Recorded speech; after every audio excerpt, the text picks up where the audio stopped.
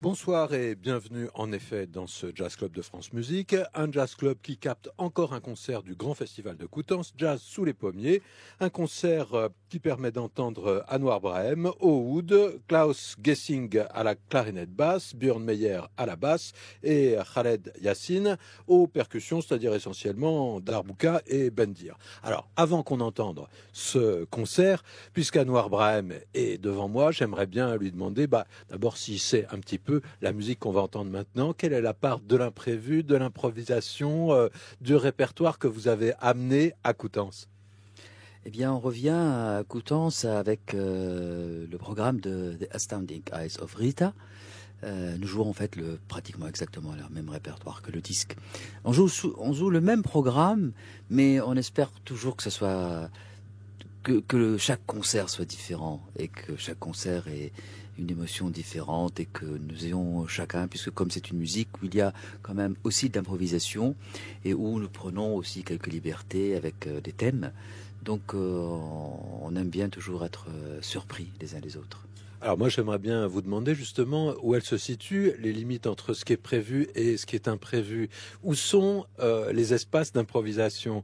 Pour le jazz plus traditionnel, on le connaît peut-être mieux. Pour un jazz oriental comme ça, où est-ce que ça se situe? Vous avez des thèmes et vous brodez. C'est un mot de Stéphane Grappelli. Lui il disait, pas j'improvise, il disait je brode.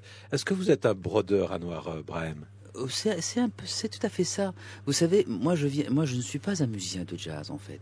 J'ai débarqué comme ça parce que j'ai eu envie de jouer avec des musiciens de jazz. Mais au départ, je suis un musicien qui vient de la musique traditionnelle arabe. Et la musique traditionnelle arabe, elle est, si vous voulez, esthétiquement différente du jazz, mais elle a quelque chose de très proche du jazz, c'est que les musiciens jouent toujours le thème et ils brodent autour du thème. Ils le jouent jamais de la même manière. Un accent par-ci, une fioriture par-là, une apogéture par-là, un étirement du thème par-là, voilà. Et donc à chaque fois, il prend une forme, je dirais pas nouvelle, mais qui change en fonction de l'interprétation et de l'inspiration du moment. J'aime bien les mots que vous employez pour dire que justement vous improvisez par rapport à ce thème, parce que vous parlez d'appoggiature, vous parlez d'accent. En même temps, le jazz, c'est pas un monde nouveau pour vous, ça fait longtemps. Peut-être pas que vous êtes un musicien de jazz, mais que vous travaillez avec des musiciens de jazz. Moi, je vous ai entendu avec John Surman il y a extrêmement longtemps. Donc, vous êtes frotté quand même à ce type d'improvisation. Est-ce que ça a influé sur la façon dont vous jouiez votre musique?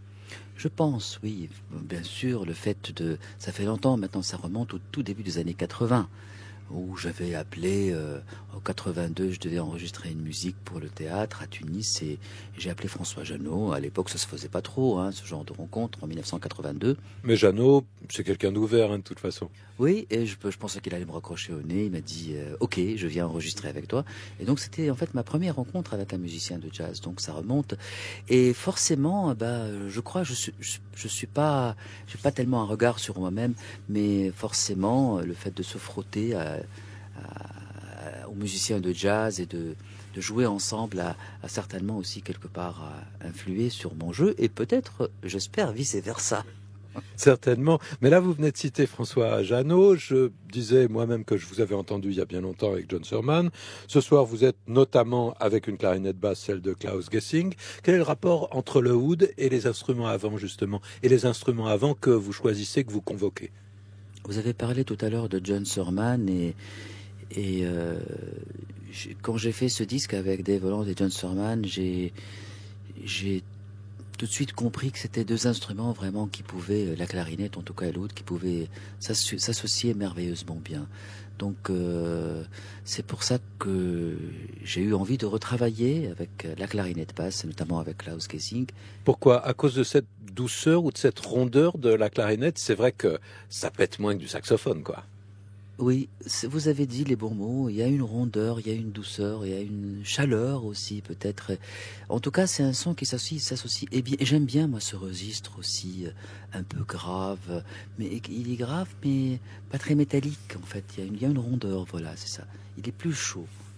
Et il y a un côté boisé aussi qui doit vous réunir, j'imagine, entre le oud et la clarinette. Exactement, exactement. C'est ce que je disais d'ailleurs quand j'avais travaillé, quand j'avais fait ce disque avec Dave Holland et John Surman, avec qui j'ai joué dans ce même festival il y a quelques années. Et voilà, donc c'est des instruments de bois, donc c'est ça qui les unit peut-être. Eh bien, écoutez, on n'a plus qu'à vous entendre maintenant. Merci beaucoup pour ces quelques mots. Je vous renvoie à votre scène, à Noir Brehem, et à votre oud, puisque vous êtes oudiste, et que vous êtes, je le rappelle, entouré par Klaus Gessing à la clarinette basse, Björn Meyer à la basse, et Khaled Yassine au darbouka et au bendir, et que pour le Jazz Club de France Musique, nous sommes pour la deuxième fois consécutive à Coutances, avec un concert enregistré au Festival Jazz sous les pommiers.